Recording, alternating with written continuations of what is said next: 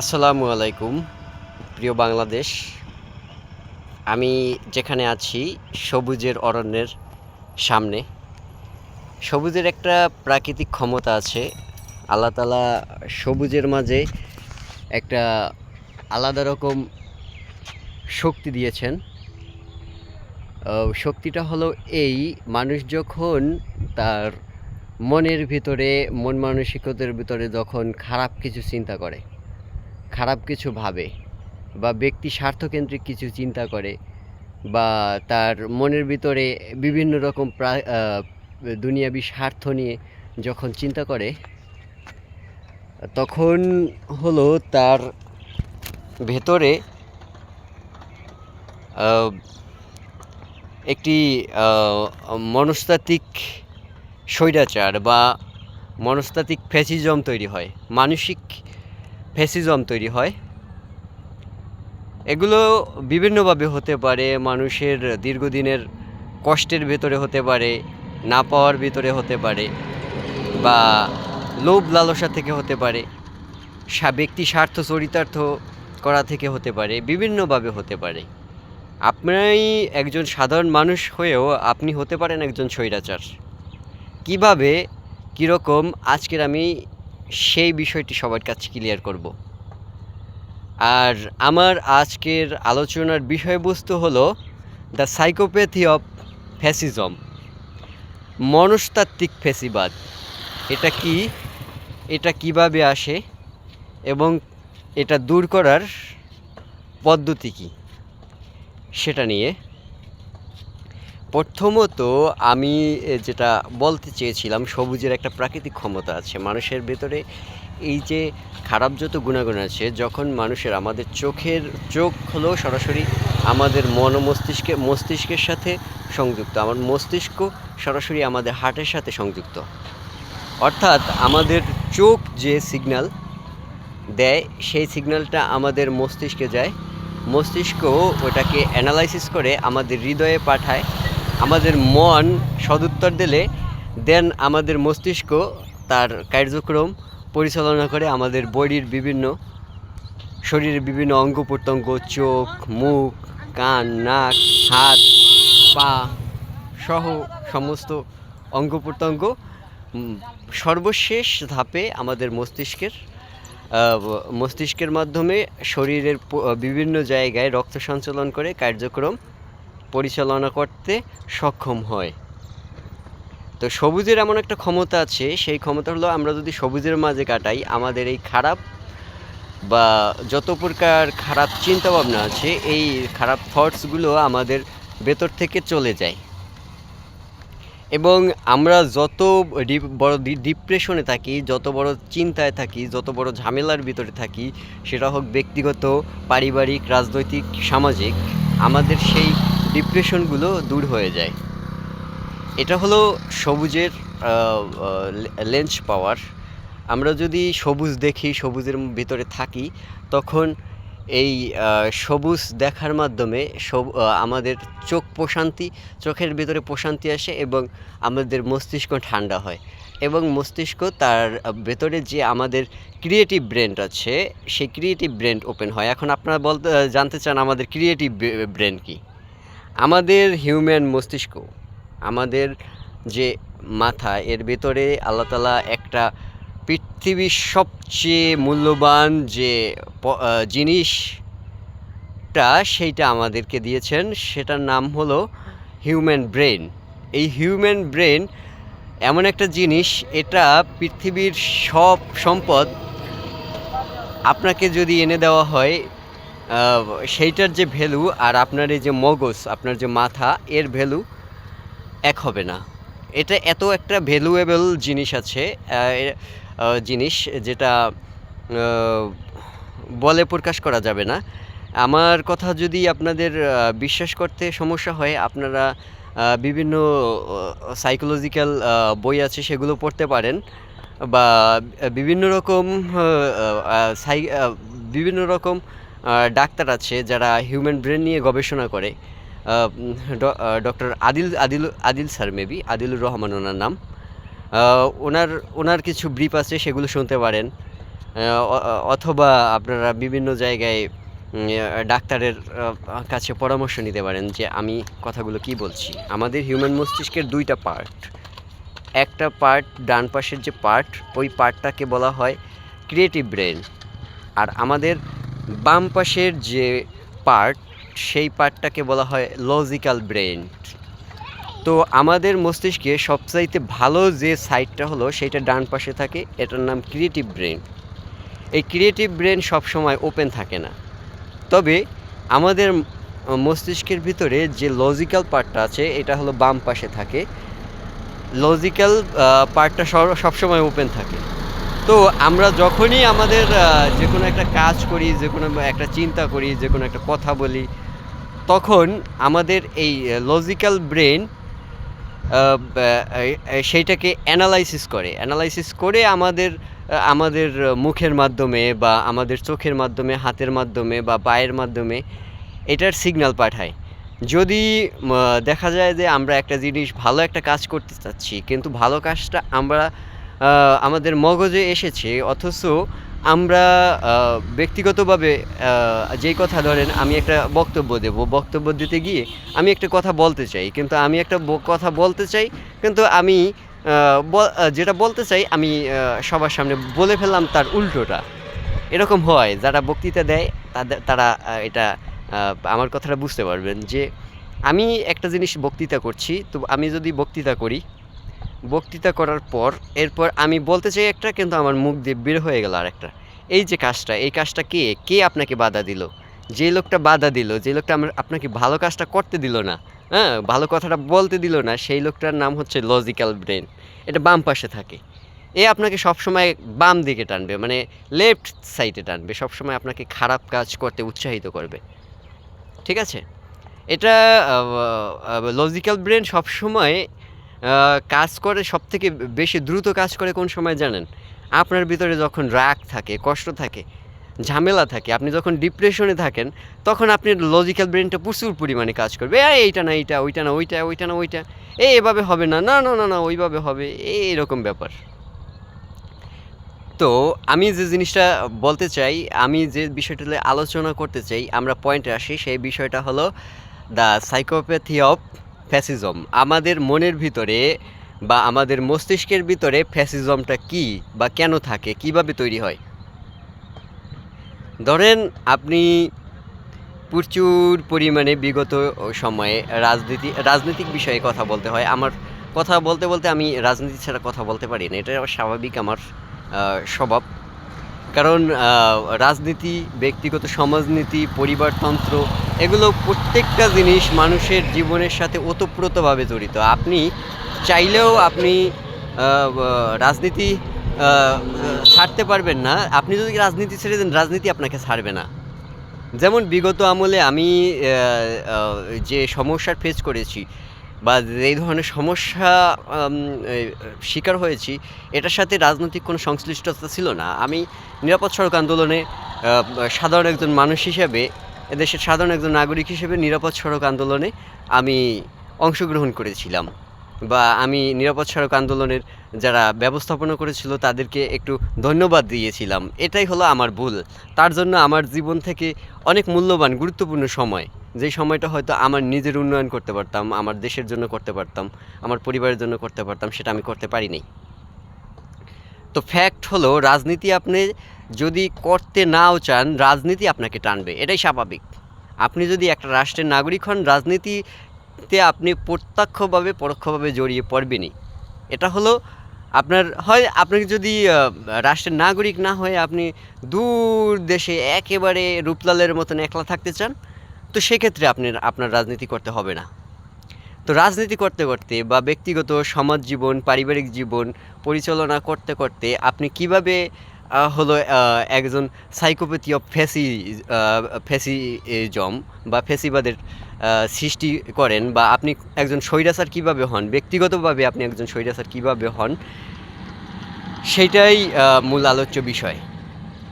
ধরেন আপনি বিএনপির রাজনীতি করেছেন গত 17 বছর বিএনপির রাজনীতি করেছেন, বা জামাত ইসলামের রাজনীতি করেছেন, বা বর্তমান যারা এনসিপি বা ছাত্র ছাত্রশক্তির যারা রাজনীতি করেছেন বা গণ অধিকার পরিষদের যারা রাজনীতি করেছেন বা হলো অন্য অন্য ধরেন হেফাজতের সাথে আপনি কাজ করেছেন, রাষ্ট্রের কল্যাণে কাজ করতে করেছেন, জুলুমের শিকার হয়েছেন। এখন শিকার হওয়ার পর আপনার ভেতরের যে লজিক্যাল ব্রেনটা, যে জুলুমের শিকার হয়েছেন, আপনার লজিক্যাল ব্রেনের ভিতরে ওই লজিক্যাল যে পার্টটা, সেই পার্টটার একটা মেমোরি আছে। ওই মেমোরিতে কিন্তু আপনি ওই বিগত আমলে তখন কিভাবে কি সমস্যার শিকার হয়েছেন ওইটা কিন্তু মেমোরি করে রেখে দিয়েছে। ওটা মেমোরিতে আছে, আপনি ওটা স্মরণ করুন বা না করুন, ঠিক আছে, আপনার সময় মতো মাথায় এসে যাবে যে ওই রকম তো আমার সাথে ওই রকম একটা ঘটনা ঘটছিল।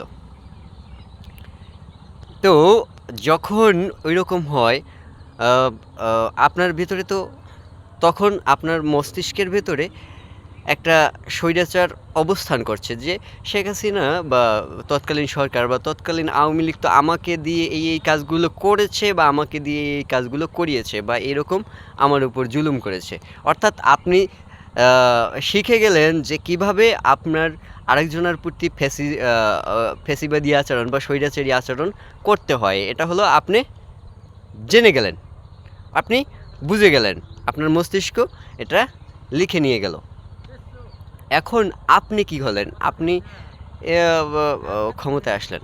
ক্ষমতায় আসার পর আপনি ভাবলেন যে ওই সময় আমি এরকম সমস্যার ফেস করছি। এখন আমার প্রতিপক্ষ যে আসবে বা আমার বিরোধী যে আসবে তাকে আমার ওইভাবে তো আমি দমন করতে পারি, কারণ তখন সে ক্ষমতায় ছিল, তখন আমি ক্ষমতায় আসছি।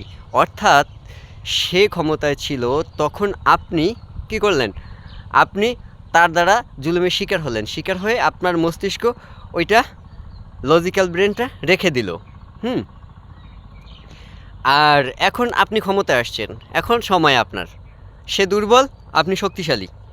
এখন আপনার লজিক্যাল ব্রেন বলল, ও তো আমাকে এভাবে জুলুম করেছে, আমাকে দিয়ে এই কাজ করিয়েছে, তা এক কাজ করি, আমি ওকে দিয়ে এরকম ওর উপর জুলুম করি, অথবা ওকে দিয়ে আমি এইভাবে কাজ করাই বা এই সমস্যা ওকে ফেস করি। তো ও যেটা করলো ঠিক সেম কাজটি আপনি করলেন। তো সেম কাজটি আপনি যখন করলেন তখন ওর আর আপনার ভিতরে কোনো পার্থক্য থাকলো না। পার্থক্য থাকলো ব্যক্তি পরিবর্তন হলো, কিন্তু ফ্যাসিজমের জায়গায় ফ্যাসিজম থেকে গেল। কিন্তু আপনি ওর জায়গায় ফ্যাসিজম হয়ে গেলেন, আপনি জুলুমের শিকার, এখন ও জুলুমের শিকার। অর্থাৎ ওর থেকে আপনি ও যে ভুল করেছে, ভুল করার পর ও আপনার সাথে ফ্যাসিবাদী আচরণ করেছে, আচরণ করার পর আপনার ওর পরিণতি খুব ভয়াবহ হয়েছে, এটা আপনি সরাসরি আপনার মস্তিষ্কে রেখে দিয়েছেন। কিন্তু আপনার ওর যে খারাপ পরিণতিটা হয়েছে সেই পরিণতিটাও আপনার মস্তিষ্কে আছে, কিন্তু সেটা কোন জায়গায় আছে? সেইটা আপনার ডাইন সাইডের ক্রিয়েটিভ জায়গায় আছে। তো ক্রিয়েটিভ জায়গায় যখন আছে, তো ও তো ক্রিয়েটিভ ব্রেন সবসময় ওপেন থাকে না। মানুষের ক্রিয়েটিভ ব্রেন কিছু সময় কিছু ভালো সময় ওপেন থাকে। তো আপনার ক্রিয়েটিভ ব্রেন ওপেন নাই, কিন্তু লজিক্যাল ব্রেন ওপেন আছে। তো খারাপ জিনিসটা আপনার তাড়াতাড়ি ডেকে নিয়ে গেল আর আপনি সাথে সাথে খারাপ হয়ে গেলেন।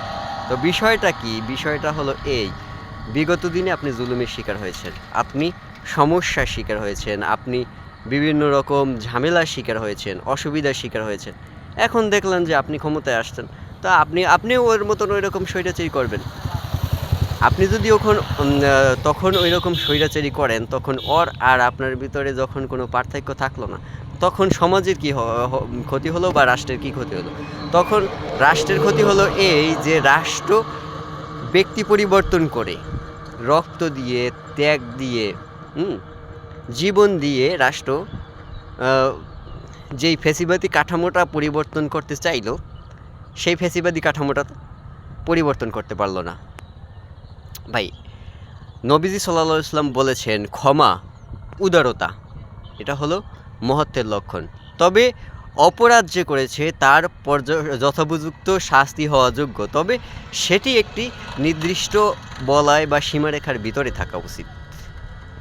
বলয়ের ভিতরে থেকে নির্দিষ্ট আইন কানুন এবং কাঠামোর ভিতরে থাকে। এটা বর্তমান রাষ্ট্র ব্যবস্থা বলে, কিন্তু হজরত মুহাম্মদ সাল্লাল্লাহু আলাইহি সাল্লামের বিভিন্ন জীবনী পড়েন, কিছু পড়েন, আপনারা দেখবেন যে তিনি ওই একই কথা বলেছেন যে চাইলেই তুমি একটা মানুষকে মেরে ফেলতে পারো না। একটা মানুষকে মারার জন্য বা হত্যা করার জন্য একটি নির্দিষ্ট পরিমাণ কাঠামো থাকবে। সেই কাঠামোর ভিতরে থেকে একটা মানুষকে শাস্তি প্রদান করা হবে, সেটা যত কঠিন শাস্তি হোক না কেন একটা মানুষের, যাতে ওর দ্বারা আরও 10টা মানুষ শিখতে পারে। তো আপনি দেখলেন যে ও আমার শত্রু, তো ওকে আমি এভাবে সরাসরি কাবু করতে পারতেছি না, বা ওকে এখন দুর্বল করার দরকার। তো আমি ওকে কিভাবে দুর্বল করি? ওকে ওকে ওকে আমি ফ্যাসিবাদী কাঠামোর ভিতরে থেকেই দুর্বল করি। এভাবে হয় কি, শেষ পর্যন্ত সমাজের যে অমূলক পরিবর্তনটা, সেই পরিবর্তনটা আসে না। তো আপনার এর থেকে উত্তরণের উপায় কি? উত্তরণের উপায় হচ্ছে এই: সর্বোত্তকভাবে একটা মানুষ ভুল করেছে, তাকে ক্ষমা করে দেওয়া আপনাকে শিখতে হবে। আপনাকে জানতে হবে যে একটা মানুষকে কিভাবে ক্ষমা করে দিতে হয়। তারপর যদি আপনার ক্ষমায় কাজ না হয়, তখন আপনাকে রাষ্ট্রীয় পলিসি অনুযায়ী তার ব্যাপারে গতানুগতিক যে রাষ্ট্রের শাস্তিমূলক ব্যবস্থা, সেই শাস্তিমূলক ব্যবস্থা বা আইনি কাঠামোর ভিতরে যেতে হবে। তো আইনি কাঠামোর ভিতরে যদি আপনার কাজ না হয়, তখন আপনি সামাজিকভাবে একটা প্রতিরোধ গড়ে তুলতে হবে। কিন্তু এই সামাজিক প্রতিরোধটা যাতে এমন হয় যে সামাজিক নিয়মের বলয়ের ভিতরে যাতে না যায়, সেরকম। আমাদের মনস্তাত্ত্বিক ফ্যাসিবাদের একটা উদাহরণ দেই। এই কিছুদিন আগে সিলেটের সাদা পাথরের এলাকা, সাদা পাথরে আমি থেকে এসেছি। ওই জায়গাটা কত সুন্দর, কত ভালো। ওখানকার মানুষ, আমার একটা ছোটো ভাই আছে, একটা না বহু ছোটো ভাই আছে, কাউসার বা রাকিব, তারপরে হলো সাইদুল, গফুর, এরকম আরও বহু অনেক, ওর নাম কি, কালাম, এরকম বহু ছেলে আছে যারা আমাকে খুব ভালোবাসতো। আমি বরিশাল থেকে গিয়েও ওদের কাছ থেকে প্রচুর পরিমাণে ভালোবাসা পেয়েছি। তো ওই এলাকায় আমি যে জিনিসটা দেখেছি, ওই এলাকায় আর সাধারণ মানুষ খুবই ভালো, কিন্তু তারা বিভিন্নভাবে জুলুমের শিকার। কিন্তু যারা ক্ষমতাধর মানুষগুলো হলো প্রচণ্ড পরিমাণে ব্যক্তিগতভাবে ফ্যাসিজমে বিশ্বাসী বা ফ্যাসিবাদে বিশ্বাসী। তারা মানুষের অধিকারকে অধিকারী মনে করে না। যাদের সামান্য একটু টাকা পয়সাও আছে, তারাও মানুষের অধিকারকে অধিকারী মনে করে না, এরকম ব্যাপার। তো তাদের মনের ভিতরে বিগত 17 বছরে একটু একটু করে তাদের মনের ভিতরে ফ্যাসিবাদী কাঠামোটা ঢুকে গেছে। তো ওই যে চিন্তাভাবনা যে লুট করে খাওয়া যায়, চাঁদাবাজি করে খাওয়া যায়, রাস্তা ব্লক করে, সিলেট কোম্পানিগঞ্জের রাস্তা ব্লক করে, সেই রাস্তায় হলো চাঁদার টাকা আদায় করে খাওয়া যায়, বা হলো সরকারি যে পাথরগুলো আছে, সাদা পাথরের পাথরগুলো বা সারি ফেন্টিলা ভেঙে তার ভিতরে উঠানো থাকা পাথরগুলো, যেগুলো আছে এগুলো বিক্রি করে খাওয়া যায়, কাজ করে খেতে হয় না। এরকম থটস বিগত 17 বছরে তাদের মনের ভিতরে ঢুকে গেছে। তো এই বিগত 17 বছরে তাদের মনের ভিতরে যে জিনিসটা ঢুকে গেছে, এই জিনিসটা তো একদিনে যাওয়ার বিষয় না। তো তাদের মনের ভিতরে ওই ফ্যাসিজম তৈরি হয়েছে। ওই ফ্যাসিজমটাই হলো পরবর্তীতে সিলেট সাদা পাথরকে খালি করে দিয়েছে। এইটা স্রেফ কথা, এটাকে বলে দ্য সাইকোপ্যাথি অফ ফ্যাসিজম। ঠিক আছে?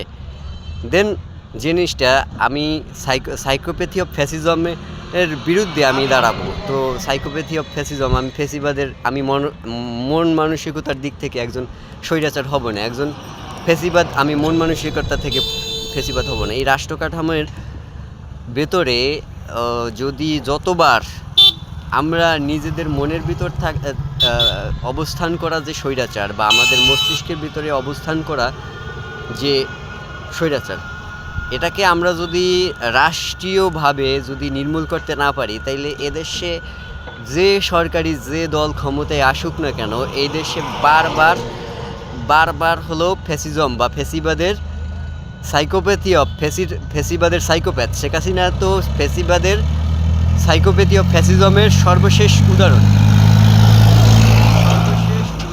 যে একজন স্বৈরাচার যে সর্বোচ্চ ক্ষমতা দিয়ে মানুষের উপরে স্টিম রোলার চালিয়েছেন এই রাষ্ট্রের উপরে, সর্বসাধারণের উপরে। এটার আধুনিক সংস্করণ, সবথেকে লেটেস্ট সংস্করণ হলো শেখ হাসিনা। তো শেখ হাসিনার সর্বশেষ পরিণতিটা কি হয়েছে? শেখ হাসিনার সর্বশেষ পরিণতিটা হয়েছে তার যে পতনটা হয়েছে, এর থেকে তার মৃত্যু ভালো ছিল। শেখ হাসিনার যে পতনটা হয়েছে, তাকে এই রাষ্ট্র থেকে চোরের মতো পালিয়ে যেতে হয়েছে অন্য একটি রাষ্ট্রে। তো চোরের মতো পালিয়ে যেতে হয়েছে, এটা হলো তার পরিণতি। এমনকি তাকে একলা কেনা, তাকে যারা যারা ফ্যাসিবাদী বানিয়েছে, তার রাজনৈতিক দল, এমনকি বাইতুল মুকাররমের প্রধান খতিব পর্যন্ত, এবং তার সহযোগী সহযোদ্ধা, তার যে তার তার যে সমর্থক বুদ্ধিজীবী ছিল নিঝুম মজুমদার, এমনকি নিঝুম মজুমদারকেও এই দেশ ছেড়ে চলে যেতে হয়েছে। কারণ প্রত্যেকের হলো শেখ হাসিনা একলা ফ্যাসিবাদ হয় নাই, এরকম প্রত্যেকটা রাষ্ট্র কাঠামো সমাজের আমাদের সাধারণত ওয়ার্ড আওয়ামী লীগ থেকে শুরু করে স্টেপ টু স্টেপ, প্রত্যেকটা স্টেপে, প্রত্যেকটা জায়গায়, ইউনিয়ন পর্যায়ে, ওয়ার্ড পর্যায়ে, থানা পর্যায়ে, জেলা পর্যায়ে, শহর পর্যায়ে, মেয়র পর্যায়ে বা স্থানীয় পর্যায়ে, অস্থানীয় পর্যায়ে, প্রত্যেকটা জায়গায় একজন করে বা বিভিন্ন 5 জন করে, বহুজন করে তিনি স্বৈরাচার বসিয়েছেন। সেই স্বৈরাচার দিয়ে সেই 17 বছর স্বৈরাচারী কাঠামো তৈরি করেছেন। তো সেক্ষেত্রে কি হয়েছে, আমাদের ভেতরেই যারা বসবাস করছে, আমাদের সমাজের ভিতরে যাদেরকে নিয়ে আমরা বর্তমানে বসবাস করি, এদের ভেতর থেকেই সে একজন স্বৈরাচার তৈরি করেছে। সেই স্বৈরাচার তৈরি করে সেই স্বৈরাচার দিয়ে আমাদের উপর হলো স্বৈরাচারী পন্থায় স্টিম রোলার চালিয়েছে। এইটা হলো তো শেখ হাসিনা স্বৈরতন্ত্রের সর্বশেষ সবথেকে শক্তিশালী যে ভার্সন, তার পতনের মধ্যে দিয়ে কি হলো, স্বৈরাচারী কাঠামো ভেঙে গেছে। কিন্তু আমাদের ওয়ার্ড পর্যায়ে, স্থানীয় পর্যায়ে, থানা পর্যায়ে, জেলা পর্যায়ে, হ্যাঁ, যারা বিগত দিনে এই স্বৈরাচারী কাঠামোকে স্বীকার করেছে বা স্বৈরাচারী কাঠামোকে সমর্থন করেছে, তার নিজেরা এক একটি স্বৈরাচার হয়ে, তো তারা তো কেউ পালাইয়া যায় না, তাদের বেশিরভাগই আমাদের মধ্যে বসবাস করে। এখন আমরা কি করব? আমরা কি তাদের মতো এরকম স্বৈরাচারী পন্থায় তাদের উপর জুলুম নির্যাতন করব? বিগত আমলে কেউ যদি আমার উপরে একটি খারাপ আচরণ বা খারাপ ক্ষমতা পেয়ে আমার উপরে খারাপ একটি কাজ করে থাকে, কোনো ব্যক্তি করে থাকে, হ্যাঁ, যদি এরকম কোনো হয়, কোনো আলেম হয় বা ওলামা হয় বা কোনো পীর মাশায়েখ হয়, যারা আমার সুযোগ পেয়ে, ক্ষমতা পেয়ে আমার উপরে খারাপ ব্যবহার করেছে, হ্যাঁ, তখন তার সাথে আমার একটা দ্বন্দ্ব হয়েছে, এরকম যদি হয়, হ্যাঁ, অনেকের ক্ষেত্রেই হয়, এরকম হয়, তো আমার এখন ক্ষমতা, আমার এখন শক্তি, তো আমি কি তার উপরে ওইরকম জুলুম, ওইরকম নির্যাতন করব? না, সেটা করব না। সেটা করলে হবে কি, আমার লজিক্যাল ব্রেনটা এইটা ওপেন থাকবে, আমার যে ক্রিয়েটিভ মস্তিষ্কটা, যেইটা সমাজের কল্যাণে, রাষ্ট্রের কল্যাণে এবং পরিবারের কল্যাণে কাজ করে, হ্যাঁ, ভালো কাজ করে, সেই ক্রিয়েটিভ ব্রেনটা ওপেন হবে না। তো এই ক্রিয়েটিভ ব্রেনটা আমি সবসময় ওপেন রাখার জন্য কি করব, আমি ভালো ভালো কাজ করব। যে আমার সাথে বিগত দিনে খারাপ ব্যবহার করেছে, আমি তার সাথে সরাসরি কোনো খারাপ ব্যবহার করব না। হ্যাঁ, সে অন্যায় করেছে, সে যদি তার ভুল বুঝতে পারে, তাহলে এটাই হলো আমার জন্য সবচাইতে বড় পাওয়া। একজন হিউম্যান বিং হিসেবে এটা হলো আমার কাছে বা আমাদের কাছে হওয়া উচিত যে এটাই সবচাইতে বড় পাওয়া। আমি যদি যখন তাকে সর্বপ্রথম ক্ষমা করব, তখন আমার মস্তিষ্কের ভিতরে ক্রিয়েটিভ ব্রেনটা ওপেন হবে। আর ক্রিয়েটিভ ব্রেনটা যখনই সর্বসময় আমার ওপেন থাকবে, তখন আমি ক্রিয়েটিভভাবে, মানে কার্যগতভাবে আমি চিন্তা করব। আমি সবসময় চিন্তা করব কীভাবে একটা ভালো কাজ করা যায়, কীভাবে ভালো একটা কাজ করে 5 টাকা ইনকাম করা যায়। 5 টাকা আমি ইনকাম করে কীভাবে এই 5 টাকা নিয়ে আমি পরিবার নিয়ে ভালো থাকবো, এই 5 টাকা নিয়ে আমার সমাজের লোক নিয়ে ভালো থাকবো, এই 5 টাকা আমি রাষ্ট্রের কল্যাণে কীভাবে ব্যয় করব, আর এই 5 টাকা থেকে কিভাবে আমি ধর্মীয় কল্যাণে কাজ করব। তো এই জিনিসটা হলো আমার ভিতরে সবসময় কাজ করবে এবং ভালো কাজ করতে আমাকে আগ্রহী করে তুলবে এবং আমার দ্বারা আরও 5 জন অনুপ্রাণিত হবে এবং এটা হলে কি হবে, আমি সমাজের একজন আদর্শ মানুষ হিসেবে প্রতিষ্ঠা হব। আর আমি যদি সমাজের একজন আদর্শ মানুষ হিসেবে প্রতিষ্ঠা হই, তবে আমার দ্বারা আরও 10 জন মানুষ শিক্ষা গ্রহণ করবে এবং এই 10 জন মানুষ শিক্ষা গ্রহণ করে আস্তে আস্তে এইভাবে শিখতে শিখতে তখন বলবে যে মানুষের চিন্তাভাবনা এটা আসবে যে অর্থ বা ক্ষমতা এটা হলো মূল বিষয় না, মূল বিষয় হলো মানুষের সম্মান। যখনই মানুষ তার সম্মানকে, তার আত্মমর্যাদাকে অর্থ সম্পদের থেকে বড় করে দেখবেন, তখনই আমাদের এই ক্রিয়েটিভ মস্তিষ্ক বা ভালো মস্তিষ্কটা আমাদের ওপেন থাকবে। আর যখনই আমাদের এই ভালো মস্তিষ্কটা ওপেন থাকবে, তখনই সমাজে একটু একটু করে অন্ধকার দূর হয়ে সমাজের ভিতরে আলোর পথ আসবে এবং যখন সমাজটা আলোর দিকে চলে যাবে, সমাজটা যখন ভালোর দিকে চলে যাবে, তখন এরকম সামাজিকভাবে, রাষ্ট্রীয়ভাবে এরকম শেখ হাসিনা বা এরকম ফ্যাসিজম তৈরি হবে না। ঠিক আছে, তো সবচাইতে বড় কথা আমি যে জিনিসটা বলতে চাই, আপনি রাষ্ট্র পরিবর্তন করতে হলে ভাই আপনার ভিতরে আগে, নিজের ভিতরে আগে ওই মানুষটাকে জাগ্রত করতে হবে যেই মানুষটা হলো ভালো, যার ক্রিয়েটিভ বা কাজ করার মস্তিষ্কটা সবসময় ওপেন থাকবে। আপনার ওই লজিক্যাল ব্রেনটা যে চিন্তা করলাম দূর আমি এইরকম কেন করব, আমি ওই রকম কেন করব, ওই যে জিনিসটা ও আমার সাথে খারাপ ব্যবহার করছে, ওর সাথে আমি ভালো ব্যবহার কেন করব, ওই রকম যে ওই ব্রেনটা আমি যতটা স্টপ রেখে আমার ক্রিয়েটিভ মস্তিষ্কটা বা ভালো মস্তিষ্কটা যত বেশি ওপেন রাখতে পারবো, সমাজের জন্য কল্যাণ হবে, রাষ্ট্রের জন্য কল্যাণ হবে। সর্বোপরি আমি যে ক্ষমতায় বা আমি যে শক্তিতে বা আমি যেইভাবে আছি এই জিনিসটা দীর্ঘস্থায়ী হবে। এটার জন্য আমার কাজ করতে হবে না, আমার জোর করে ক্ষমতায় থাকতে হবে না, আমার রাষ্ট্রীয় পর্যায়ে থাকতে হবে না, জোর করে ক্ষমতার চেয়ার দখল করে থাকতে হবে না। যখন আমি ভালো কাজ করব, তখন আমার পিছনে থাকা ওই মানুষগুলোই যে বারবার আমাকে বলবে যে ভাই আপনারই দরকার, আপনাকে আমরা ছাড়বো না। হ্যাঁ, বিষয়টা হলো এইভাবে আমরা যদি চলতে পারি, তো আমাদের কল্যাণ হবে, আমাদের রাষ্ট্রের কল্যাণ হবে। তো আমরা যে জিনিসটা দেখতে পারছি বিগত সময়ে, এই বিগত 5ই আগস্টের আগে যেই মানুষগুলো সবচাইতে বেশি জুলুমের শিকার, সবচাইতে বেশি নির্যাতনের শিকার, সবচাইতে বেশি সমস্যার শিকার, তাদের হাতে এখন ক্ষমতা এসে তারা কি করছে?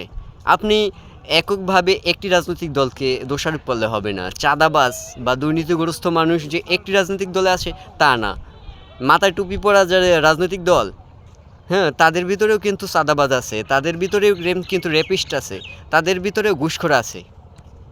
সো আপনি এভাবে রাষ্ট্রীয়ভাবে বিভাজন সৃষ্টি করে সমস্যা হবে না। সমস্যা সমাধান করতে হলে আপনার মনের ভিতরে থাকা যে স্বৈরাচার, এই স্বৈরাচারকে দূর করতে হবে। শ্রীলঙ্কায় বিপ্লব হলো, বিপ্লবের পর শ্রীলঙ্কার দুর্নীতি গায়েব হয়ে গেল।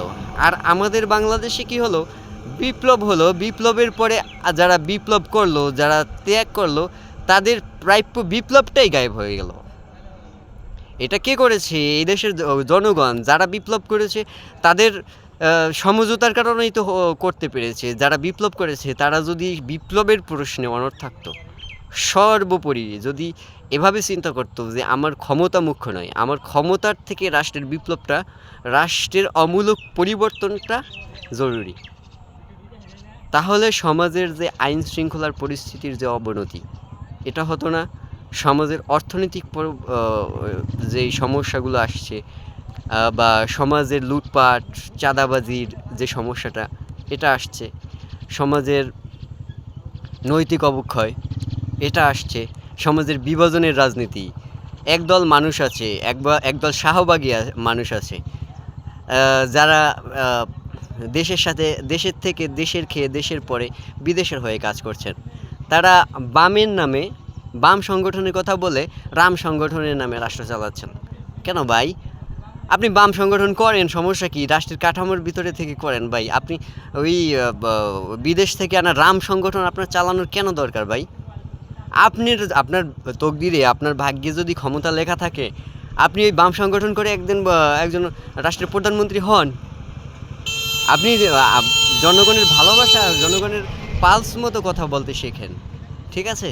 আপনি যে জিনিসগুলো 1975 সালে মীমাংসা করা হয়েছিল, যে বহুদলীয় গণতন্ত্রের মাধ্যমে 75 সালের শহীদ প্রেসিডেন্ট জিয়াউর রহমান বহুদলীয় গণতন্ত্র প্রবর্তন করার মাধ্যমে যে রাজনীতি, সেখানে তিনি ওই সময়কার নিষিদ্ধ সংগঠন আওয়ামী লীগ, ওই সময়কার নিষিদ্ধ সংগঠন জামাত ইসলামী, ওই সময়ের নিষিদ্ধ সংগঠন থেকে শুরু করে বহু ধর্মভিত্তিক রাজনীতি থেকে শুরু করে যা কিছু ছিল, অধর্মিক রাজনীতি, সকল প্রকার রাজনীতির পথ উন্মুক্ত করে উনি বলেছেন বাংলাদেশের উন্নয়ন করতে হলে যারা বাম সংগঠন করে তাদেরকে লাগবে, যারা পাহাড়ি থাকে তাদেরকে লাগবে, যারা হলো স্থানীয় বাঙালি, বাংলা ভাষাভাষী তাদেরকে লাগবে, যারা হিন্দু আছে তাদেরকে লাগবে, যারা মুসলিম আছে তাদেরকে লাগবে, যারা খ্রিস্টান আছে তাদেরকে লাগবে, যারা বৌদ্ধ আছে তাদেরকে লাগবে।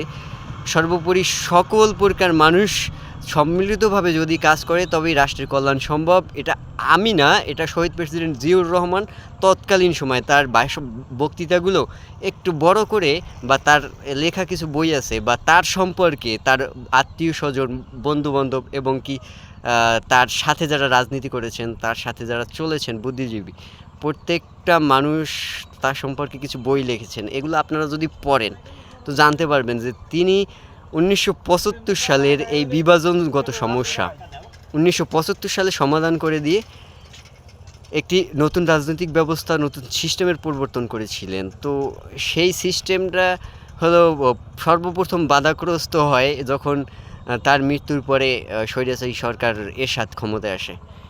তো এভাবে বিভিন্ন সময়ে বিভিন্ন পর্যায়ে বাংলাদেশের মানুষ এরশাদকে পতন ঘটালো জীবন দিয়ে। তারপরে বহু মানুষ বিভিন্ন সময়ে বিভিন্ন দল ক্ষমতায় থাকতে তাদের আত্মবলিদান দিল, কিন্তু রাষ্ট্রের আমূলক কল্যাণটা হলো না।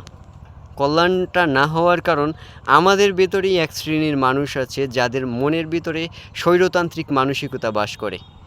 তারা চেয়ারে বসে থেকে রাষ্ট্রের কল্যাণের কথা চিন্তা না করে নিজের কল্যাণের কথা চিন্তা করে। বিদেশে কিভাবে একটি বাড়ি করা যায়, বিদেশে গাড়ি করা যায়, ছেলে মেয়েকে কীভাবে অস্ট্রেলিয়া পাঠানো যায়, এইভাবে চিন্তা করে। হ্যাঁ, তারা ফাইল আটকিয়ে টাকা ইনকাম করে। এরকম যে মানুষগুলা মনস্তাত্ত্বিক স্বৈরাচার, এদের এই যে মনের ভিতরে থাকা স্বৈরাচার, এগুলো যদি আমরা রাষ্ট্রীয়ভাবে একটি বিপ্লবের মাধ্যমে, একটি সামাজিক বিপ্লব, এই বিপ্লবে আরেকটি বাংলাদেশের একটি বিপ্লব হয়েছে, এটা রাজনৈতিক বিপ্লব, তবে বাংলাদেশের যে সামাজিক বিপ্লবটার দরকার, সেই সামাজিক বিপ্লবটা এখন পর্যন্ত বাংলাদেশের হয়নি। এই সামাজিক বিপ্লবটা এমন হওয়া উচিত যে প্রত্যেকটা মানুষের মনের মধ্যে একটা জাদুর, এটা হলো একটি পরশ পাথর। পরশ পাথরের কাছে যদি লোহা যায়, লোহা পরশ পাথরের সংস্পর্শে যেমন স্বর্ণে পরিণত হয়, ঠিক তেমনি হলো এই সামাজিক বিপ্লব হলো একটি পরশ পাথর। আয়াতুল্লাহ আল খামেনি যেই পরশ পাথর দিয়ে এই ইরানি জাতিকে একত্রিত করেছেন, সেই পরশ পাথর হলো সামাজিক বিপ্লব। আপনারা হয়তো বলবেন যে পরশ পাথর বলতে তো কিছু নাই, এটা কাল্পনিক বস্তু। আসলে পরশ পাথর বলতে জিনিসটা আছে। পরশ পাথর হলো মানুষের এই মগজ, এই মগজের ভ্যালু পৃথিবীর সব সম্পদের চাইতে বেশি। এই মগজের ডান পাশের যে ক্রিয়েটিভ ব্রেনটা আছে, কাজ করার যে ব্রেনটা আছে, এই ব্রেনটা যদি আপনি একবার সচল করতে পারেন, তাইলে আপনি হবেন সেই পরশ পাথর, যেই পরশ পাথরের সংস্পর্শে এসে সকল প্রকার খারাপ, সকল প্রকার লোহা স্বর্ণে পরিণত হয়ে যাবে। এজন্য দরকার হলো সামাজিক বিপ্লব। আপনার চিন্তা ভাবনার ভিতরে বিপ্লব। আপনার চিন্তার ভিতরে যদি থাকে বিভাজন, আপনার চিন্তার ভিতরে থাকে যদি ক্ষমতা, আপনার চিন্তার ভিতরে থাকে যদি অর্থ উপার্জন, বিগত আমলে তারা খেয়েছে, এখন আমরা খাবো, এরকম যদি চিন্তা ভাবনা থাকে, হ্যাঁ, তবে আপনি সামাজিক বিপ্লব আনতে পারবেন না। আপনার সামাজিক বিপ্লব আনার জন্য অবশ্যই আপনার ক্রিয়েটিভ ব্রেন ওপেন রাখতে হবে। আর ক্রিয়েটিভ ব্রেন সর্বপ্রথম ওপেন হবে, আমি আপনাকে সিক্রেট বলি, সব সবচাইতে বেশি সময় সবচাইতে বেশি সময় আপনি সবুজের ভিতরে থাকবেন। সবুজের ভিতরে থাকলে সর্বপ্রথম আপনার ক্রিয়েটিভ ব্রেনটা ওপেন থাকবে। আর আপনার ক্রিয়েটিভ ব্রেনটা যদি একবার সচল হয়ে যায়, হ্যাঁ, তখন আপনি স্বাভাবিক মানুষ, আপনার ভিতরে রাগ, ক্ষোভ, জেদ, লোভ, লালসা এগুলো থাকবে ভাই। কিন্তু এগুলো যদি আপনার ব্যক্তিত্বকে যেন ছাপিয়ে না যায়, এই ব্যক্তিত্বকে ছাপিয়ে না যায় তার জন্য আপনি বেশিরভাগ সবুজের মাঝে কাটাবেন। বেশিরভাগ হলো পজিটিভ চিন্তাভাবনা মাথার ভিতরে রাখবেন। প্লাস আপনি সবসময় মানুষকে ক্ষমা করতে শিখবেন, ভালোবাসতে শিখবেন। সবসময় এভাবে চিন্তা করবেন যে কীভাবে একটি কাজ করলে আমার নিজেকে ভালো রাখা যায়, কীভাবে একটি কাজ করলে আমার পরিবারকে ভালো রাখা যায়, কীভাবে একটি কাজ করলে আমার রাষ্ট্রকে ভালো রাখা যায়, কীভাবে একটি কাজ করলে সর্বোপরি সবার কল্যাণ করা যায়। এই পরশপাথর, আপনার এই মগজ, এই পরশপাথরকে যদি আপনি পর্যাপ্ত ব্যবহার করেন, ইনশাআল্লাহ সামাজিক বিপ্লব আসবে এবং রাষ্ট্রের অমূলক পরিবর্তন হবে এবং দুর্নীতি, জঞ্জাল, সমস্যা, সামাজিক সমস্যা, পারিবারিক সমস্যা এগুলো থাকবে না। সবাই ভালো থাকবেন। অনেক কথা বললাম, ভুল ত্রুটি হলে ক্ষমা করবেন। কিন্তু আপনি যেটা ভাবছেন আমার এই বক্তব্য দেখে, সেটা সঠিক, সেটা লজিক্যাল, কিন্তু সেই সঠিক জিনিসটা আপনি যদি আমার আজকের কথা দিয়ে মূল্যায়ন করেন, তবেই আসবে সামাজিক বিপ্লব। সবাই একটু আমার কথাগুলো ভেবে দেখবেন। আসসালামু আলাইকুম।